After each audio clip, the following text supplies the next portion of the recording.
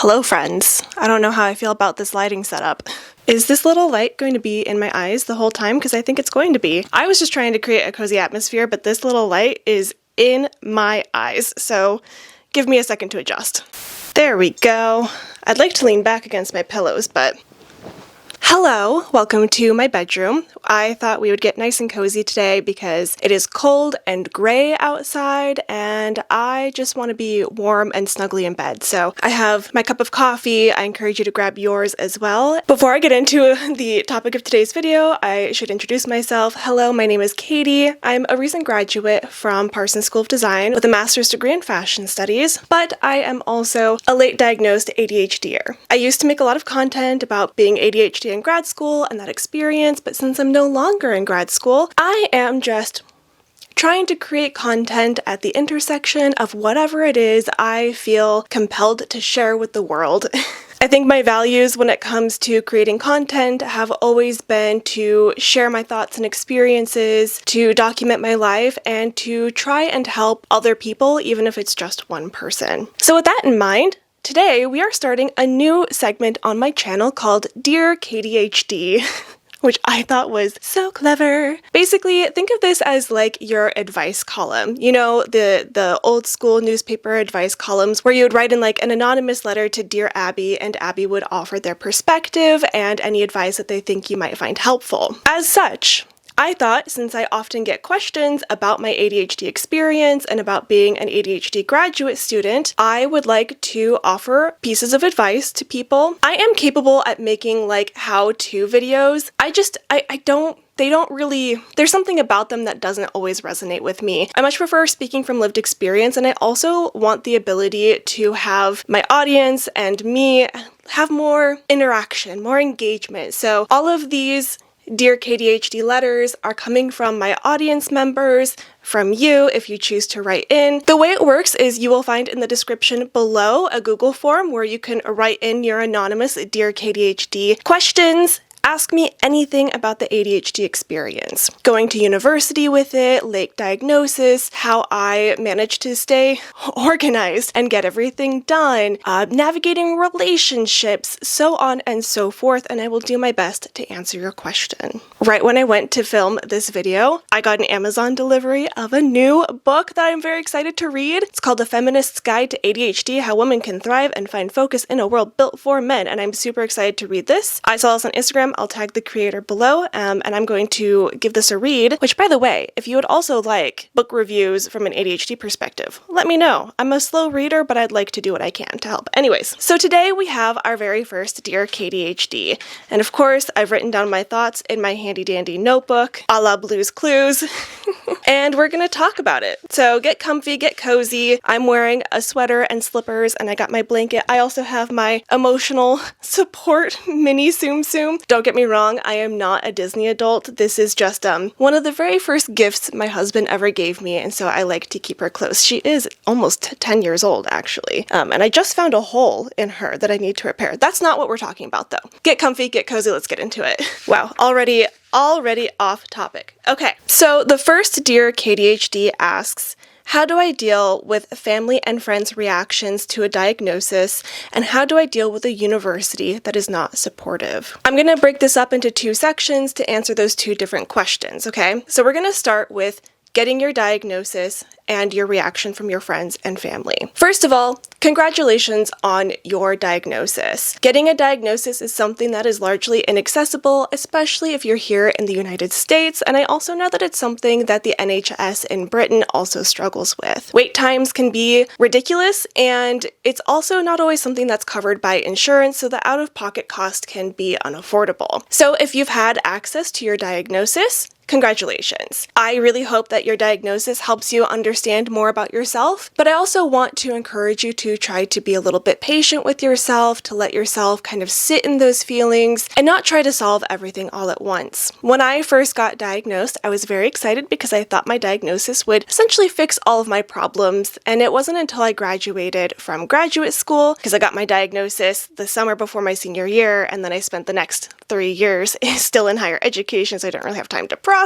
So it's only been now when I have some slow slowness to my life that I've been able to kind of process what it means to be ADHD. Now, along the way, I've also had to process that with my friends and family. The first thing that I want to discuss is the choice to disclose, whether or not you do. When it comes to actually discussing your diagnosis, something I often discuss with people who ask me this question is making the choice whether or not to disclose. I think choosing to disclose your diagnosis to the people who are close to you can be something important, profound even, and can really shape your relationship for the better if the other person is willing to understand and do a little bit of research on their part to better get what ADHD is and empathize with your experience a little bit. So, that said, if there are people in your life who you already don't feel very comfortable around in terms of discussing your personal life, of,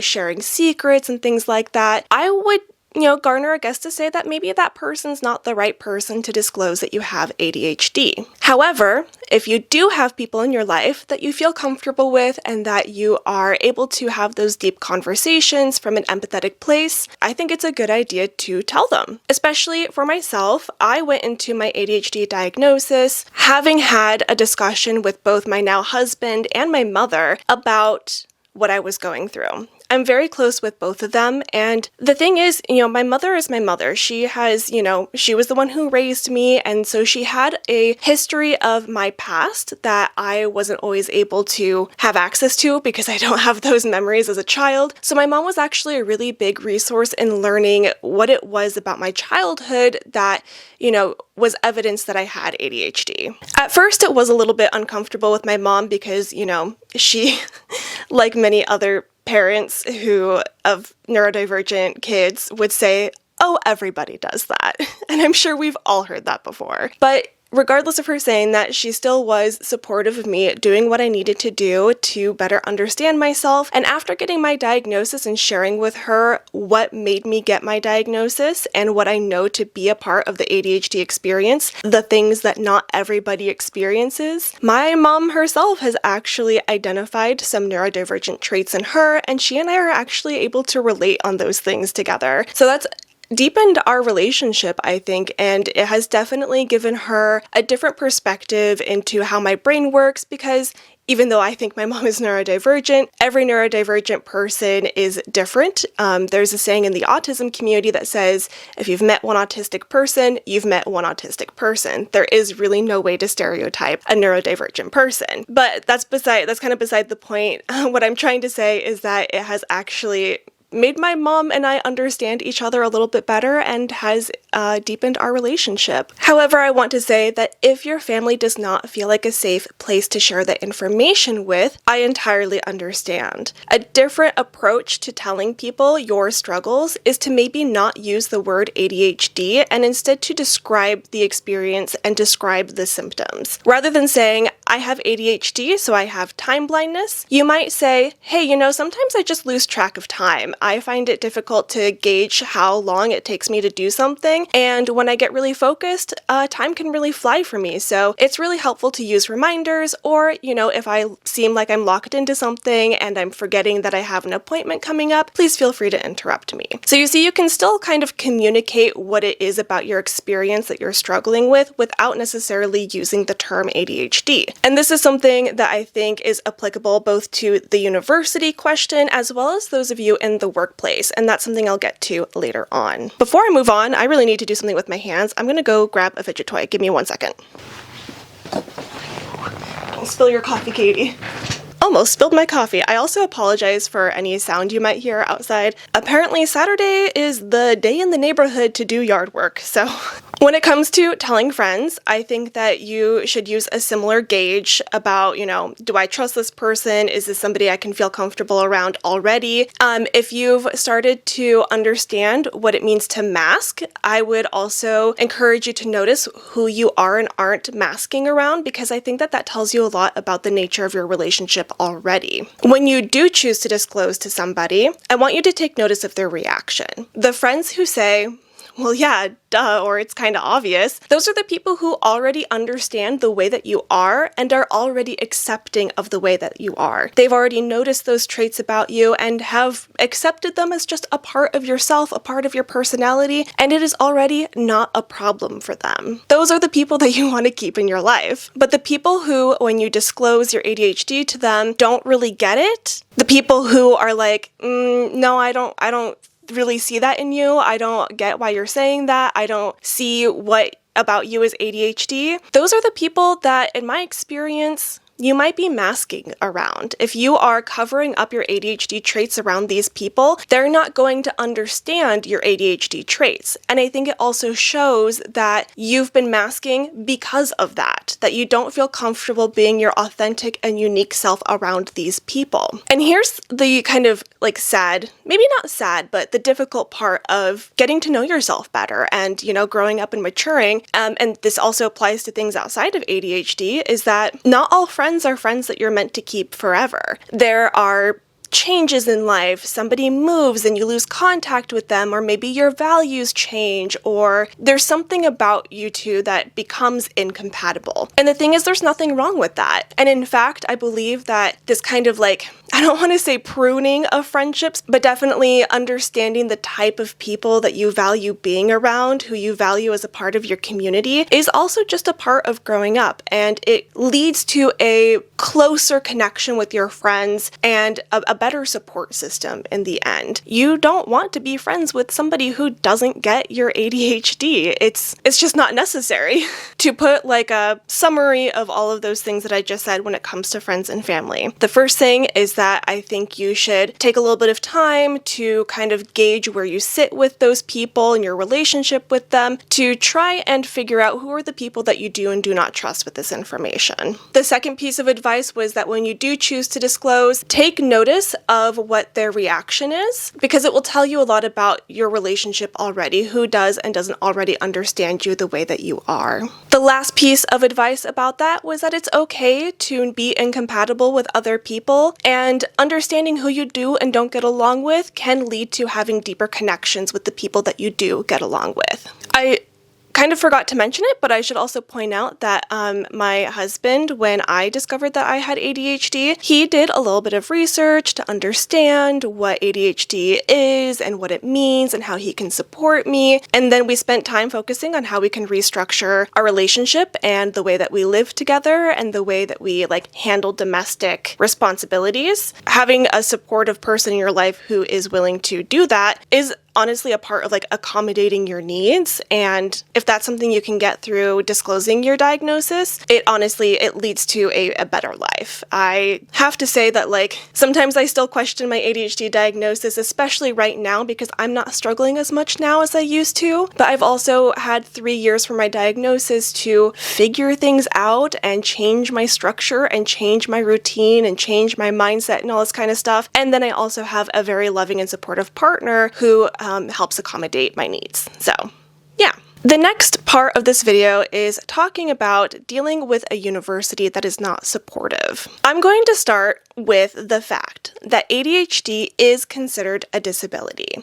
Regardless of whether or not you think it's a disability or whether or not in your experience it is disabling, the important thing to note is that it's considered a disability under the Americans with Disabilities Act of 1990, I want to say, specifically so that you can have legally protected accommodations for the way that your brain works. So even if you don't think it's a disability, labeling it as such has a legal purpose to it that makes it so that your accommodations and the things that you need to thrive are legally protected under federal law. Okay? So you don't have to call it a disability if you don't want to, but classifying it as such is really important to not experiencing discrimination, essentially. That applies in the United States. I know that it is also a protected disability in other countries, but I am speaking from, the perspective of an American citizen. That is important because universities are federally obligated to provide accommodations for disabilities. There is a process to it. You have to file paperwork. You do have to have like an official diagnosis. This usually happens through like student services. And then you get an accommodation letter from student services that is either sent out by you or sent out by student services to your professors. It does not disclose what your disability is. It only discloses what accommodations you need in the classroom. This way,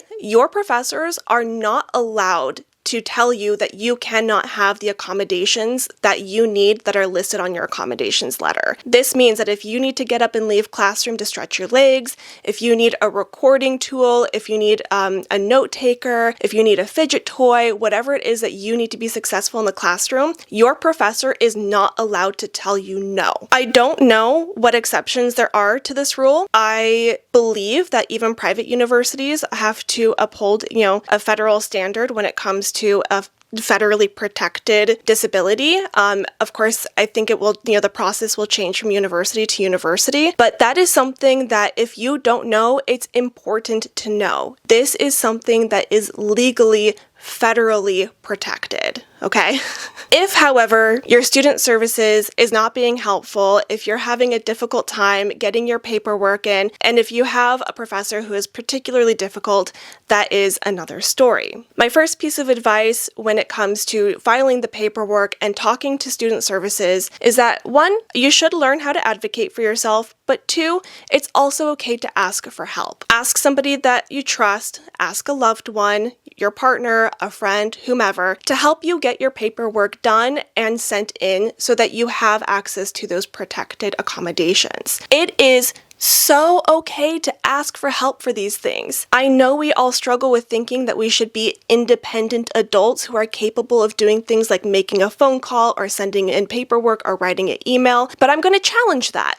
And from an anthropological perspective, with my degree in anthropology, I'm going to tell you that humans are social creatures and we were never meant to do anything alone. I am sure that you are so brilliant in so many other ways, but if where you struggle is turning in paperwork, which is like a part of the ADHD experience, you can ask for help and there's no shame in that, okay? The only way I have ever been able to be successful in the things that I do is because I ask for help. I have had friends and my partner hold my hand while I was writing my thesis. I ask my partner to make phone calls for me. I make phone calls for my partner.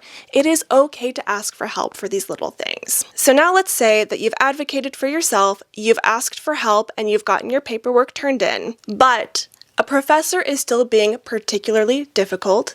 That is when you, unfortunately, might have to take this to somebody higher than your professor. It is the responsibility of the university to ensure that professors are treating students kindly, humanely, and supporting an environment in which we feel safe to learn. And if a professor is being hostile in any way, but also in a federally and legally protected disability, you should go and speak to somebody else, whether that's student services, that's the dean of the department, whoever it is that you need to speak to in order to have this issue resolved with a particular professor. That is the person you need to go to speak to. I understand that not everybody wants to go through that because it is an emotionally difficult process and it takes away from your ability to learn, so there might be other avenues that you could also consider. I am a strong believer in standing up for yourself and not backing down from bullies though, so that is probably what I would do, but if that's not something you're comfortable with, other options are things like withdrawing from a class and taking it again next semester with a different professor, trying to accommodate yourself however you can, if that means asking a friend for notes, if it means having a study buddy, whatever it is that you can do to help manage yourself rather than having to rely on your professor. And again, the advice that I gave in the previous section about being careful with your language, that's also something that can apply here. You can speak to your professor, if they are so willing,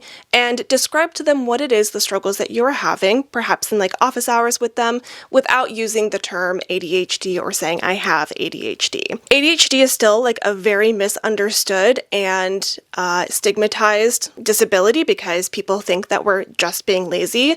They don't know that it's literally like a difference in the structure of our brain. So When people hear the term ADHD, they get like weirdly defensive and like upset that somebody would even like deign to mention it. Like it's wild. Also, my foot's falling asleep. Ugh. Do you like my slippers? I made them myself. That's just the same position I was in. My foot's gonna fall asleep again. I'm trying, you guys. I'm trying so hard. Where was I? Yes, you can explain yourself without using that language, and hopefully that leads to a better understanding between yourself and your professor. Something else that I have done is that I have not always filed my disability with the student services at universities because I'm like pretty good at accommodating myself when it comes to university and college. I don't know what it is about college, I don't know what it is about school, I just love it, and for that reason, I am capable at doing it.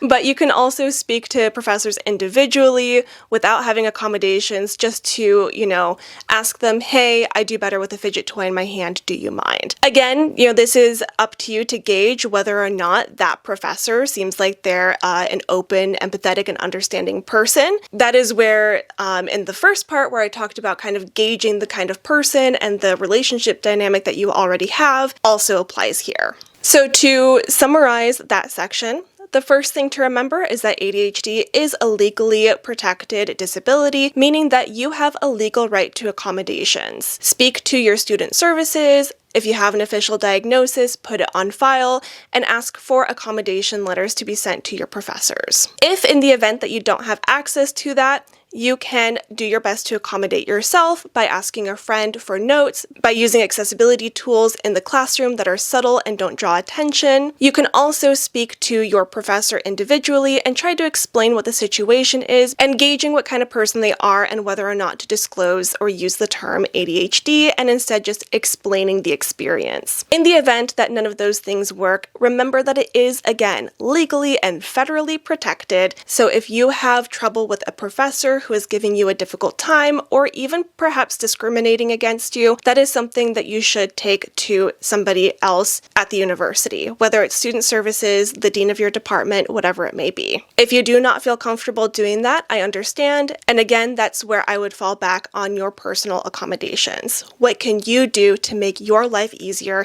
even if you do not have access to the things the university should be providing you? Okay.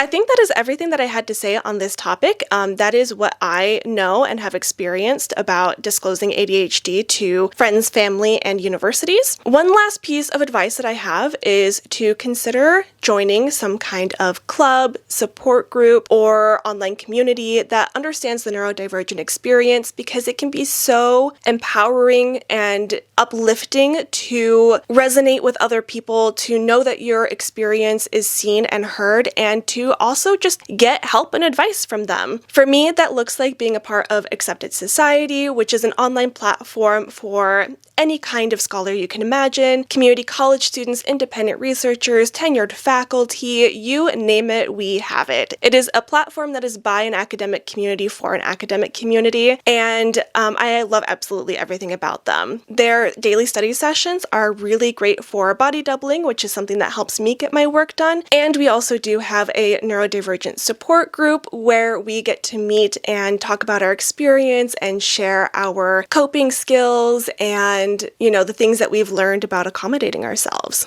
All right, well, I think that is everything that I have to say about this topic. Thank you so much to my dear audience member who wrote in. The Google form can be anonymous if you would like it to be, but you can also leave me your name or your social media handle if you would like to be tagged or added to my description. You can find the Google form in the description below. I really loved filming this format. It felt like it flowed really well, and I absolutely just love talking about lived experiences and getting the chance to connect with other people with that lived experience. So please, if you have a question, you need advice, you want to vent, leave it in the Google form. You can leave it anonymous, like I said, tag yourself, like I said. And you know what? I just thought we can make this more community-centered and more collaborative. Leave a comment below for this audience member sharing what your experience has been like getting diagnosed and then disclosing that diagnosis to friends, family, and a university. Do you have any stories, success stories, maybe not so successful stories,